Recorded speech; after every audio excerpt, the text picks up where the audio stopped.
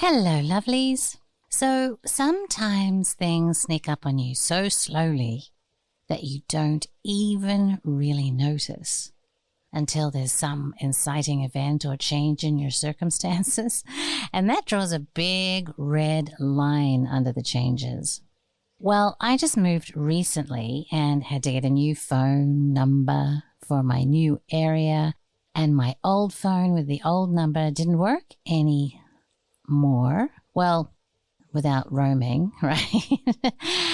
And I found out the hard way that even then, with roaming, it was not foolproof. This meant, among other things, that I could not use my bank. I could not pay my credit card bill. I could not watch a movie on Prime. I couldn't advertise on Facebook. I couldn't even buy my friend's new book on Amazon that he released just the other day. All of this was, of course, for my own safety. It was because of that damn two-factor authentication.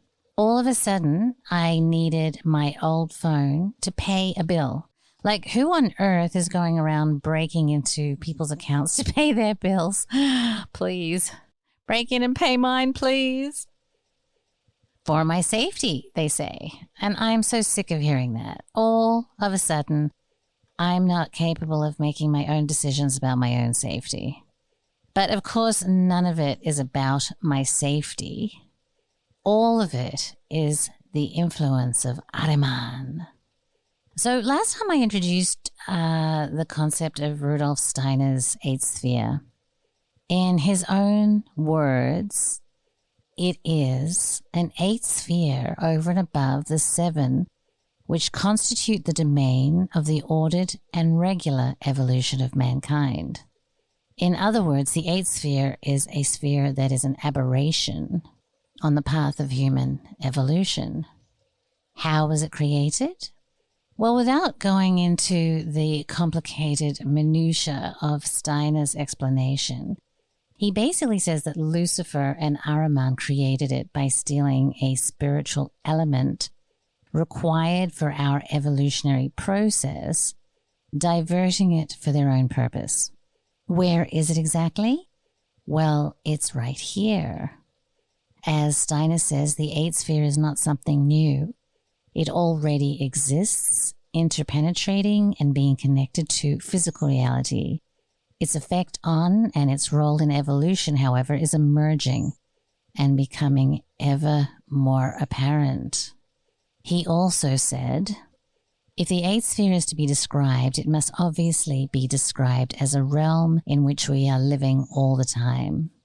Unconsciously, he's always within it, just as we are always within the air, even if we are not aware of it. Unless, of course, if we have imaginative visionary clairvoyance, then you can see it. But I can't see it because I don't. But boy, can I feel it. So let me go a little bit deeper today in who Lucifer and Arhiman. We'll dive into them a little bit more. Within spiritual science, Steiner used the names Lucifer and Arhiman to designate two adversarial opposing forces. Netters, if you want to go ancient Egyptian, or cosmic principles, if you like, which can be envisaged as beings that we encounter in order to develop freedom. Now, I know that might sound curious, but they are the salt within the oyster that enables the growth of the pearl. At least that's the plan. Here is a beautiful quote by Henry Barnes. Steiner describes unseen beings who tempt and waylay us in two very different directions. On one side, there are servants of Lucifer, the fallen angel of light. They are beings who have brought humanity great gifts, but who would abandon the goal of the highest hierarchies and create a blissful kingdom of spiritual light and delight for themselves. On the other side, there are immensely powerful beings who strive to blind us to the spirit, powers for whom it is self-evident that the universe is a machine and that what can be measured, weighed, and quantified is the only reality. These spirits of materialism belong to the dark power that ancient wisdom called Arhiman. Now, even though I've been talking about this whole materialistic prison paradigm thing, I had forgotten that, gosh, years and years ago, I had purchased a book called The Book of Lies, The Disinformation Guide to Magic and the Occult, and it's actually signed by Richard Metzger. This is when I just met Chance. It was probably around the year 2000. And in it, he has a essay called The Occult War. And in that essay, he discusses the likes of Lucifer and Arhiman. And whoever this is, who wrote this, Robert Mason, did a wonderful job. So I'm going to read you a little bit about Lucifer and Arhiman as described by Robert Mason, who is essentially summarizing Steiner. The Luciferic beings try to draw mankind away from the normal Earth evolution to their own abnormal psychic spiritual cosmos of light. In the human soul, they inspire pride, egotism, disinterest in one's fellow man, fiery emotionalism, subjectivity, fantasy, and hallucination. In the human intellect, they inspire generalization, unification, hypothesizing, and the building of imaginative pictures beyond reality. Human speech and thought are Luciferic in origin, so are human self-consciousness and the capacity for independence and rebellion against the normal God's world order. Also, the susceptibility to disease originated from Luciferic influence. A high spiritual being, in a sense the leader of the Luciferic host, Lucifer himself, incarnated in a human body in the region of China in the 3rd millennium BC. The event brought about a revolution in human consciousness. Before then, men could not use the organs of intellect and lived by a kind of instinct. Lucifer was the first to grasp by the intellect the wisdom of the mysteries theretofore revealed by the gods to mankind in other forms of consciousness. The effect of this incarnation inspired the wisdom of pagan culture up through the gnosis of the early centuries AD and lingered even into the early 19th century. This wisdom should not be considered to be false in itself. It is good or evil, depending on who holds it and for what purpose it is used. The great pagan initiates took it upon themselves to enter into the Luciferic influence and turn it to the good of mankind. Only through the Luciferic influence has mankind risen above the status of childishness. Apart from the pagan culture of nature wisdom was the Hebraic culture which, in a sense, separated the man from nature and which prepared an hereditary current to provide a body for the incarnation of Christ. In pagan culture, the man felt membered into the starry cosmos, without what we now know as moral impulses. Moral impulses in the human soul were prepared by Hebrewism and furthered by Christianity. Christianity is also a culmination and fulfillment of pagan wisdom. Here, Christianity means not so much organized religion as the deeds and continuing influence of the Christ being and his hosts, not necessarily confined to formal religious organizations. A third spiritual influence working into human and earthly evolution is the Arhimanic. The intention of Arhiman and his hosts is to freeze the earth into complete rigidity so that it will not pass over to the Jupiter, Venus, and Vulcan ages, and to make the man into an entirely earthly being, unindividualized, unfree, and divorced from the normal God's cosmos. I'm just going to stop for a second. Remember, there are 7 stages of earthly evolution, and we're in the earthly stage, and if we were to evolve naturally, we would pass into the Jupiter stage, Venus, and Vulcan ages. So that's what he's referring to there. The essential Arhimanic tendency is to materialize, to crystallize, to darken, to silence, and to bring living mobile forces into fixed form. In other words, to kill that which is living. This tendency in itself within proper bounds is not evil. The dead, material world is necessary for the regular God's plan of human and cosmic development. The Arhimanic tendency is evil only when it exceeds proper bounds, when it reaches into what should be alive, and Arhiman does try to exceed proper bounds. Again, the basic reality of the world is spiritual beings together with their deeds, but Arhiman promotes the illusion, the lie, that matter is the basic reality or the only reality. In fact, Arhimanic spirits, not atoms or ultimate particles, are the reality behind the apparently material world. Arhiman lives upon lies. He is a spirit of untruth, the father of lies. In the present fifth cultural epoch, the Arhimanic influence in human culture is reaching a climax. The modern science now, and this was written 20 years ago. The modern scientific revolution since the 15th century has been inspired largely by Arhiman. He is the inspirer of amoral, atheistic, mechanistic materialism, and the kind of cleverness that goes with it. The regular God's intent for the present epoch, also called the consciousness soul epoch, is that mankind should develop increased consciousness together with the individuality and spiritual freedom that go with that consciousness. Arhiman opposes this. He wants the man to live from unconscious instincts as an unindividualized, impulsive animal, clever, but an animal nonetheless.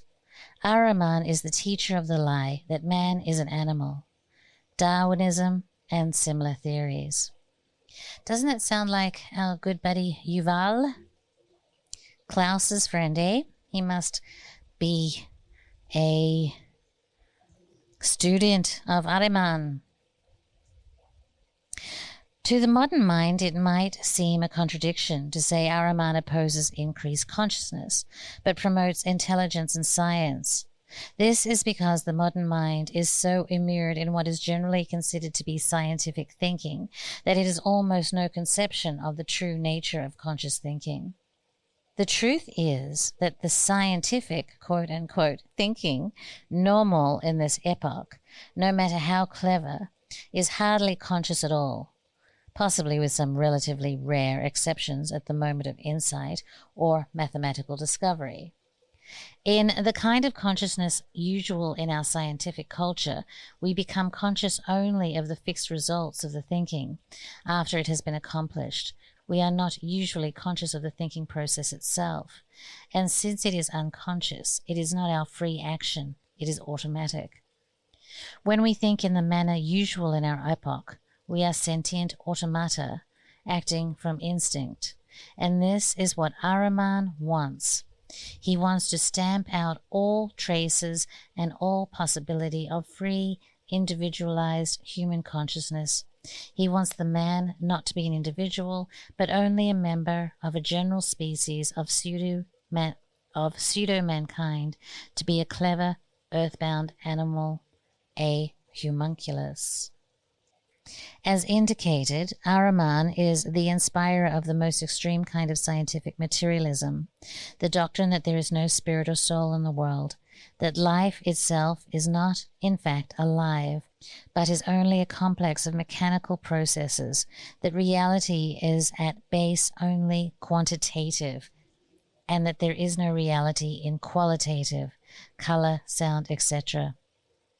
Even that the human inner being is a confluence of material forces.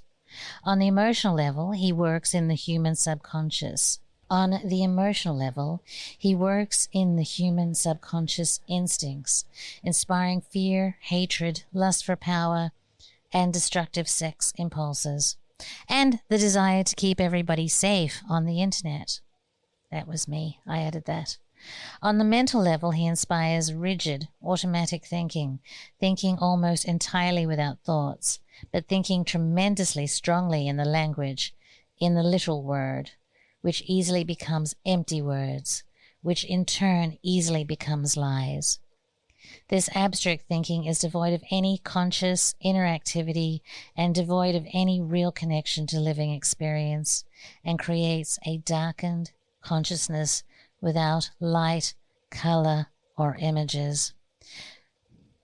But I tell you what it does create with light, color, or images. It creates the metaverse.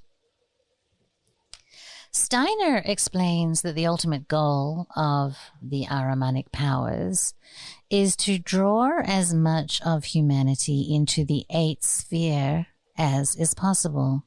If you imagine a future where people's minds are permeated, connected through entanglement to a quantum internet, controlling all aspects of life, both real and virtual, the virtual made up from countless imaginative universes almost indistinguishable from physical reality, then you will have some idea of how the human will be controlled and over time destroyed as the human being is incorporated into this eighth sphere of being. If we just look around the world right now, so many people walk around with their heads in another world already. Their legs are still walking on the earth, but their attention is elsewhere. The screens of their mobile phones are a portal to another place, a world in which their virtual self, a carefully constructed version of who they wish to be for the others, online perceivers, a carefully crafted version of who they wish to be for other online perceivers, takes on even more characteristics chosen by the creator of the avatar. So now what I'd like to do is to read you just a few quotes from some magazines that have been collected in an article that I will post for you below that also did a fantastic job at looking at this subject. But here's just a few for you, for your consideration. The metaverse is the next version of the internet, but instead of static web pages, it will thrust you into an immersive game-like world. Think of the metaverse like a massive virtual world where you can go to work, learn, create art, shop, watch concerts, hang out with friends, and do dozens of other real-life activities. From Forbes magazine, welcome to the metaverse. New worlds are in the making. Calvin's world is in the making. Tamara's world is in the making. Sam and Joe's world is in the making. And you're invited, says Meta themselves. Everything will be digitalized, which can be digitalized, says our dear friend Klaus Schwab. What we are really doing is building an augmented version of reality, says Eric Schmidt, Google CEO. Zoltan Istvan is one of the world's most prominent transhumanists, said, "The world will be run by AI networks and networks of quantum intelligence. Nations will have ceased to exist as independent physical entities because they will be online and have all merged as one. Humans may exist, but they will be put off the AI grid and contributing very little to progress and what is happening to the world." So, as I mentioned last time, we are not the only ones thinking about this eighth sphere. And one of the things that I found just absolutely crazy in this whole deep dive down is that there is this very complicated storyline about Rudolf Steiner, Madame Blavatsky, and Alice Bailey. And Alice Bailey, who you may remember, was the creator of the Lucis Trust. You may remember, or you may know, that Alice Bailey was a writer of more than 24 books on theosophical subjects. And she published those books under the company name, the Lucis Trust. And what's super interesting is if you go to the Lucis Trust, which I'll do right now, the Lucis Trust has become an NGO that resides at the UN. And the Lucis Trust has two of its major contributors happen to be George Soros and who's our dear friend that started Microsoft? Bill Gates. But what's really, really interesting here is on the website somewhere, they talk about the changing of the name of the Lucis Trust. And on the history page, they say a publishing company initially named Lucifer Publishing Company was established by Alice Bailey and Foster Bailey in 1922 to publish the book Initiation, Human and Solar, the ancient myth of Lucifer, refers to the angel who brought light into the world, and it is assumed that the name was applied to the publishing company in honor of a journal which had been edited for a number of years by Theosophical founder H.P. Blavatsky. It soon became clear to the Baileys that some Christian groups have traditionally mistakenly identified Lucifer with Satan, and for this reason the company's name was changed in 1924 to the Lucis Publishing Company. Now, that all aside for a moment, we've spoken a little bit about the Luciferian currents, and we've spoken a little bit about the Arhimanic currents that we see moving, that we see evident in our world today. But I just want to even go one step further, which is a little bit even crazier, which is even a little bit more of a rabbit hole. So Rudolf Steiner and other super sensible researchers explain how the workings of Lucifer and Arhiman are connected with the forces of man-made electricity and magnetism, the polarities that information processing technologies are based upon. It is not as simple as Lucifer solely being connected with electricity and Arhiman magnetism. More research is required on this subject. Thinking of electricity as infinitely compressed light and magnetism as infinitely compressed sound is, however, helpful. At the center of the United Nations headquarters meditation room in New York sits a massive magnetic altar from the magnetic iron ore, made from magnetite iron ore. The former UN Secretary General described it as a meeting of the light of the sky and the earth. It is the altar to the gods of all. In a book from Gondhishasper to Silicon Valley, God knows if I pronounce that even anything like it, Paul Emberson explains in great deal that quantum computers work by exploiting certain characteristics of the eighth sphere. He says, imagine a future time when the internet is a quantum internet and much of our technology uses quantum-based processes.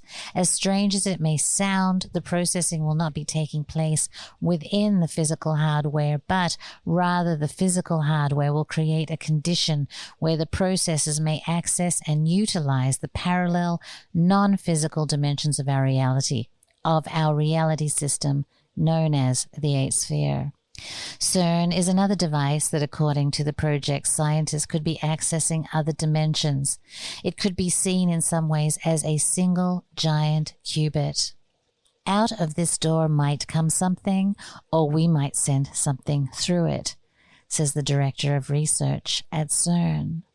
Suffices to say, as I mentioned in the last podcast, we're not the only ones that are thinking about the eighth sphere, about exploiting the eighth sphere, about moving us into the eighth sphere. But let me end on something that Rudolf Steiner said. If everything were to run without a hitch for Lucifer and Arhiman, if they were everywhere able to rest as much as they rest from the organ of the head, Earth evolution would soon reach a point where Lucifer and Arhiman could succeed in destroying our Earth and in leading over all evolution of worlds into the eighth sphere, so that Earth evolution as a whole would take a different course. Hence, Lucifer endeavors to unfold his greatest strength of all at the place where man is the most vulnerable, namely in his head. In summary, then, as I've said before, Steiner's words in his time must have sounded like sci-fi. And to be honest with you, Steiner's words today even sound totally far out. But when seen in the light of current and future technological developments, they stand as a clear warning of a terrible future that awaits humanity if we continue to blindly follow our current course of technological development. And if we continue, as I keep pounding on,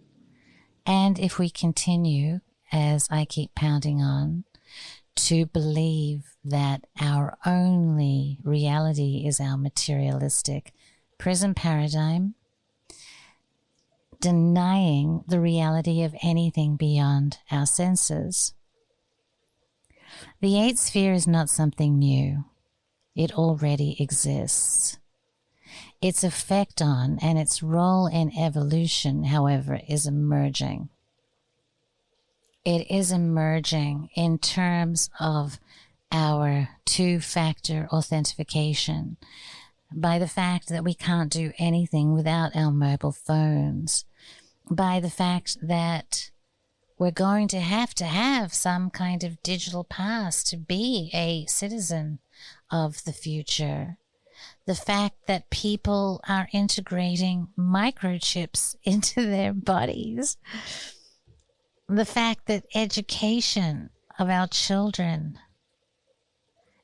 is being introduced to prepare them for this kind of future online. The fact that they're trying to get rid of cash.